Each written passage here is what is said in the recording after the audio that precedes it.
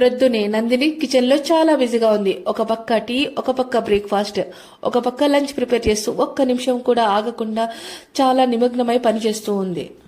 ఇప్పుడే హాల్ నుండి వాళ్ళ అత్త గట్టిగా పిలిచింది. "కోడలా, ఇంకా బ్రేక్ఫాస్ట్ అవ్వలేదా?" "వస్తున్నా అత్తయ్య, ఇంకా టీ వడగడుతున్నాను, టీ వడగట్టి తీసుకొస్తా" అంటూ భయపడుతూ చెప్పింది నందిని. టీ వడగట్టేటప్పుడు ఆమె చేయి జారి గిన్నె కింద పడిపోయింది. మొత్తం టీ కింద పడిపోయింది. అది చూసిన అత్తయ్య కిచెన్లోకి వచ్చి, "మొత్తం సర్వనాశనం చేసినావు కదే, ఆ టీ పొడి నా కొడుకు అమెరికా నుంచి తీసుకొచ్చారు. ఇలాంటి టీ పొడి మీ అమ్మ వాళ్ళు చూసారా? అసలు దీని విలువ నీకు తెలుసా? మీకేం తెలుసు, అడుక్క తినే పేదవాళ్ళు మీరు" అనే మాటలతో గుచ్చేసింది. "సారీ అత్తమ్మా" అని నందిని కళ్ళలో నీళ్లతో నిల్చుండిపోయింది. ఇప్పటికే మీకు అర్థమై ఉంటుంది, ఈ కథ ఒక పేద అమ్మాయి నందినిది. తన పేదరికం తన తప్పు కాకపోయినా కూడా అత్తగారింట్లో రోజు తన ఆత్మగౌరవాన్ని చంపేస్తూనే ఉంటే అలాగే బాధపడుతూ ఉండే ఒక నందిని కథ ఇది. ఒకరోజు తన ఆడబిడ్డ పార్వతి పుట్టింటికొచ్చింది. "అమ్మా, ఎలా ఉన్నావు? ఏం చేస్తున్నావు అమ్మా? నిన్ను చూసి చాలా రోజులైందమ్మా." "రామారా, ఎలా ఉన్నానంటే ఏం చెప్పను. రోజు నీ వదిన నన్ను విసిగిచ్చేస్తుంది. ఆమె ప్రతి వస్తువు నాశనం చేస్తుంది. సరేలే, ఇవన్నీ పక్కన పెట్టు. నువ్వు ఎలా ఉన్నావు చెప్పు." "వదిలే అమ్మా ఇవన్నీ. మేము పోయిన మంత్లో కాశ్మీర్కి వెళ్ళాము. నీకోసం మా అత్తయ్య నీకోసం ఈ గిఫ్ట్ పంపించింది. చూడు ఎలా ఉందో." "మీ అత్తయ్య ఎంత మంచిది, నా కోసం గిఫ్ట్ పంపించిందా? థ్యాంక్ యూ మా."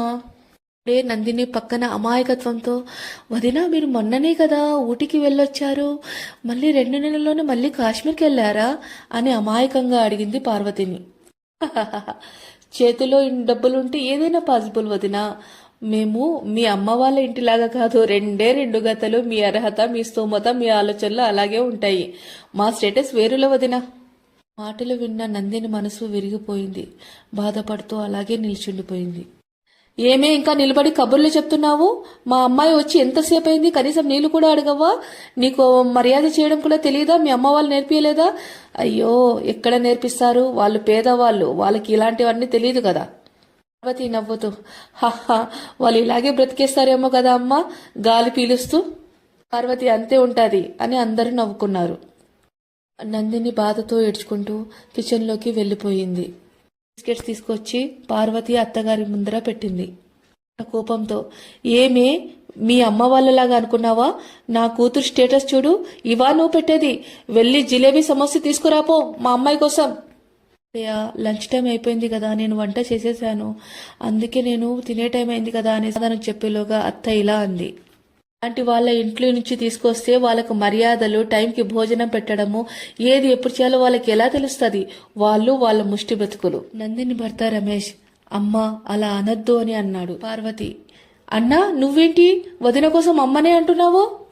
రమేష్ భయపడుతూ, లేదు లేదు, నేను అలా అనలేదు. ఏమో, నందినిదే తప్పు కావచ్చులే." కిచెన్లో పని మొత్తం కంప్లీట్ చేసి బెడ్రూమ్లోకి వెళ్ళింది. రమేష్ నందినిని చూస్తూ, రోజు అమ్మ చాలా గొడవ చేస్తుంది కదా, నువ్వు ఏం అనలేకపోతున్నావా అని అడుగుతాడు. "వల్ల అనవసరంగా గొడవలొద్దండి, చూద్దాం అత్తయ్య మనసు ఏదో ఒకరోజు మారకపోతుందా" అని అంటుంది. మరుసటి రోజు నందిని అమ్మ నాన్న చూడడానికి అత్త వాళ్ళ ఇంటికి వస్తారు. వాళ్ళని చూసానే అత్త ఇలా ఉంటుంది, "మీరెందుకు వచ్చారు? అయినా ఖాళీ చిత్తులతో అమ్మాయిని చూడడానికి రావద్దని తెలియదా? సరే కూర్చోండి." సోఫా మీద కూర్చోబోతుండగా అత్త ఇలా అంటుంది, "అక్కడెక్కడ కూర్చుంటున్నారు? ఆ సోఫా చాలా ఖరీదైంది. మీ స్తోమత కింద కూర్చోడమే, కింద కూర్చోండి." నందిని అమ్మా నాన్న వాళ్ళు చాలా బాధపడుతూ కిందనే కూర్చుంటారు. అప్పుడే నందిని వస్తుంది. "అమ్మా నాన్న, మీరెందుకు కింద కూర్చున్నారు? అమ్మ లే అమ్మా, మన రూమ్కి వెళ్దాం రా అమ్మా." "ఇక్కడికి అక్కర్లేదు, ఇక్కడే కూర్చొని మాట్లాడిచ్చి పంపించేసే మీ అమ్మ నాన్నని" అని అంటుంది అత్త. నందిని ఏడుస్తూ చాలా బాధపడుతూ వాళ్ళ అమ్మ నాన్న క్షేమ సమాచారాలు అడుగుతుంది. ఇంకా వెంటనే పంపించేస్తుంది. తన రూమ్లోకి వచ్చి చాలా బాధపడి ఏడుస్తుంది. ఇక చాలు, ఇంకా అత్తయ్యని ఎలాగైనా గుణపాఠం చెప్పాలని నిర్ణయించుకుంటుంది. ఇప్పుడు నందిని ప్రతి పని కావాలని చెడగొట్టేది, ప్రతి వస్తువు కావాలని కింద వేసేది. ఏమన్నా అంటే అత్త డైలాగ్ అత్తనే కొట్టేది. "అవును అత్తయ్య, నాకు తెలీదు, మేము పేదవాళ్ళం కదా, ఈ వస్తువు ఎలా వాడమో నాకు తెలీదు" అనేసి కావాలని చేసేది. ఒకరోజు అత్త వచ్చి, "ఈ రోజు మా అన్న వదినలు వస్తారు, నువ్వు జాగ్రత్తగా వంట చేయి, రోజులాగా చేస్తే బాగుండదు చెప్తున్నా" అని చెప్తున్నది. "సరే అత్తమ్మ, మీరు చెప్పినట్లే చేస్తాను." అతిథులు వస్తారు. నందిని బిస్కెట్ టీ తీసుకుని వస్తుంది. అత్త వాళ్ళ వదిన కొంచెం డౌట్గా, ఇవి కుక్క బిస్కెట్లు కదా అని అడుగుతుంది. అవునండి, ఇది షాప్ లో కల్లా అన్నిటికంటే చాలా కాస్ట్లీ బిస్కెట్స్. మీరు రిచ్ పీపుల్ కదా, కాస్ట్లీ తింటారని నేను కుక్క బిస్కెట్లు తీసుకొచ్చిన. సరే తినండి అని అంటుంది. అత్త కోపంతో, మా కోడలికి ఆరోగ్యం బాగుండదండి, అట్లానే పిచ్చి పిచ్చి చేస్తుంది అనేసి ఏదో ఒక రకంగా మేనేజ్ చేస్తుంది. దాని తర్వాత లంచ్ అయినా ప్రిపేర్ చేసావా అని అడుగుతుంది. డైనింగ్ టేబుల్ మీద చాలా రకాల ఫుడ్స్ ఐటమ్స్ చూసి అత్త హ్యాపీగా ఫీల్ అవుతుంది. పోనీలే, కనీసం వంటకాలైనా బాగా చేసింది కదా అని అనుకుంటుంది. వాళ్ళు తినడానికి ఒక ముద్ద నోట్లో పెట్టుకున్నప్పుడు చాలా బ్యాడ్ స్మెల్ వస్తుంది. అత్త అడుగుతుంది, అప్పుడే అయ్యింది, ఈ ఫుడ్ ఐటమ్స్ ఖరాబ్ అయిపోయినాయి అని అడుగుతుంది. ఇప్పుడే కాదు అత్తమ్మ, నెల రోజుల నుంచి ఫ్రిడ్జ్ లో ఉన్న ప్రతిదీ నేను తీసుకొచ్చాను. మీరు రిచ్ పీపుల్ కదా, చాలా ఐటమ్స్ ఉండాలనేసి నేను అన్ని ఐటమ్స్ పెట్టాను ఇక్కడే అని అంటుంది.